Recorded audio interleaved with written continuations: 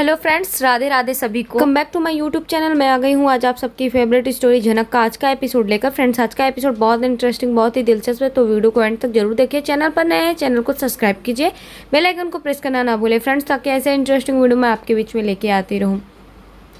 तो फ्रेंड्स, आज के एपिसोड में आप देखने वाले कि यहाँ पर झनक की तबीयत बहुत ख़राब होती है।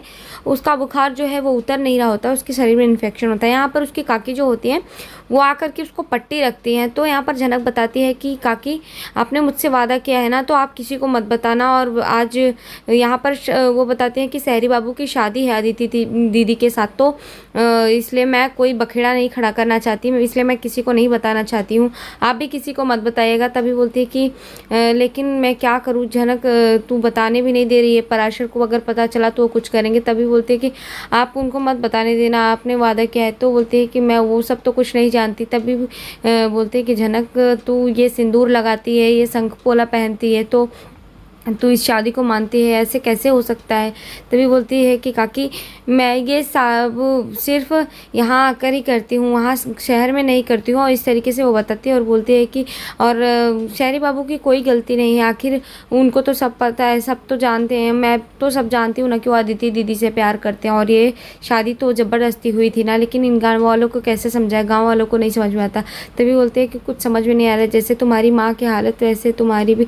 तो यहाँ पर जैसे ही वो बोलती है तो बोलती है, नहीं नहीं काकी, ऐसा कुछ नहीं है, मैं अपनी माँ की तरफ बिल्कुल भी नहीं करूँगी, मैं कुछ करूँगी और अपने पैरों पर खड़ी होंगी। इस तरीके से वहाँ पर बोलती है झनक। और दूसरी तरफ देखेंगे यहाँ पर कि ऋषि और अदिति की शादी के लिए यहाँ ऋषि के घर वाले जो होते हैं पूरे तैयार होते हैं, और वो सब वहाँ पर तैयार होकर के शादी के लिए निकलने के लिए सब रेडी होकर के आते हैं। तभी देखते हैं कि सब रेडी होते हैं, पर यहाँ पर ऋषि के जो बाबा होते हैं वो तैयार नहीं होते हैं और वो बैठे हुए होते हैं। तभी यहाँ पर देखते हैं कि नीलू बोलती है कि बाबा, आप अभी तक तैयार क्यों नहीं हुए।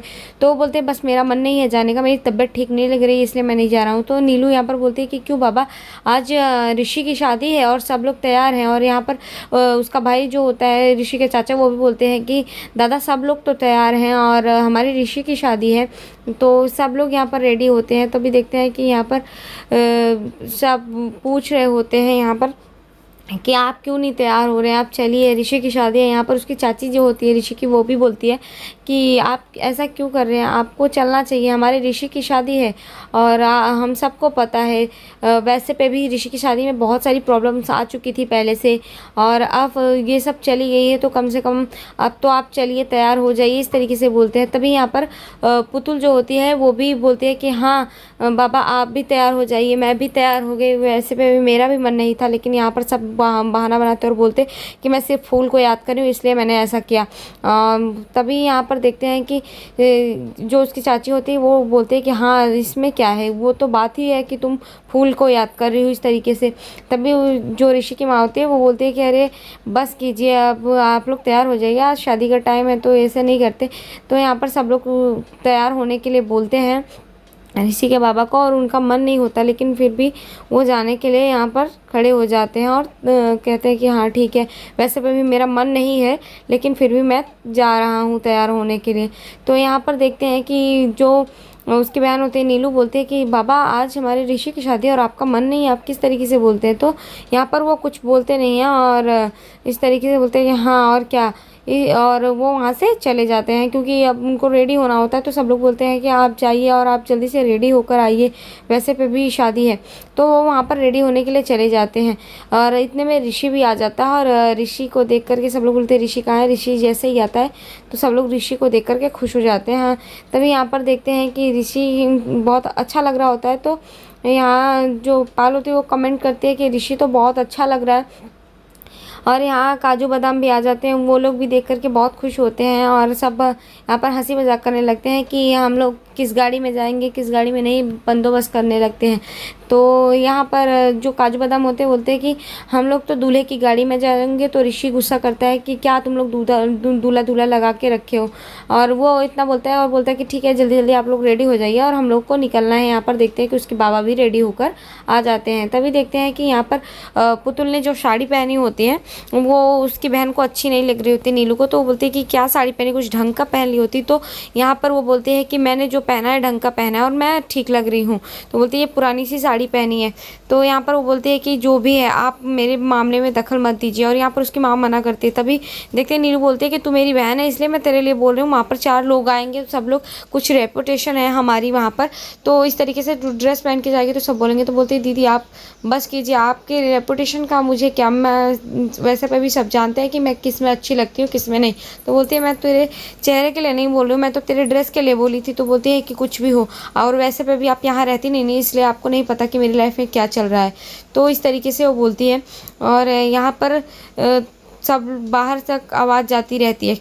और ये सब सुन करके देखते हैं कि ऋषि जो है वो आ जाता है और बोलता है कि ये सब चल गया रहा है, तुम लोग यहाँ पर क्या कर रहे हो, नीलू दी और पुतुल दी, आपके लड़ने की आवाज़ आ रही है बाहर, तब सब बाहर सब खड़े हैं, चलिए ये सब मत करिए। तो यहाँ पर वो दोनों शांत हो जाते हैं, और उनकी माँ जो होती है वो शांत कराती, बोलती कि अब तो उन दोनों रहने दो। तभी देखते हैं कि ऋषि जैसे आता है तो जो मोहल्ले की औरतें होती है साथ में, तो बोलते हैं कि ऋषि बेटा वो वैसे पे भी सब लोग चल रहे हैं शादी के लिए, तो यहाँ खुश नहीं हो क्या, बच्चों ने तुम्हें दूल्हा दूल्हा का तो तुम्हें अच्छा नहीं लग रहा। तो बोलते हैं ऐसे कुछ बात नहीं है, ऐसी कोई बात नहीं है। तभी यहाँ पर देखते हैं कि वो लोग फूल के बारे में पूछते हैं कि फूल कहाँ पे है। वो लड़की जो थी वैसे पे सुना है कि वो ऋषि को अपना पति मानती है, तो यहाँ पर वो उसके नाम का सिंदूर में लगाती है। तो जो ऋषि की चाची होती है वो उन औरतों से बोलती हैं कि आप लोग जो सुने हो वो सही सुने हो, लेकिन ऋषि उस शादी को नहीं मानता, क्योंकि ऋषि की शादी जो है वो गलती से हुई है। यहाँ पर उसकी माँ बोलती है कि हाँ वो हमारे घर में थी लेकिन वो चली गई क्योंकि उसका एग्ज़ाम हो रहा था और वो अभी नहीं आएगी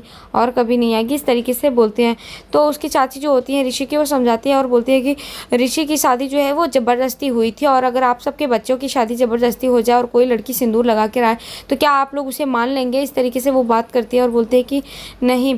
तो जो औरतें होती मोहल्ले की वो बोलते हैं कि नहीं हम लोग तो बस ऐसे ही पूछ रहे थे।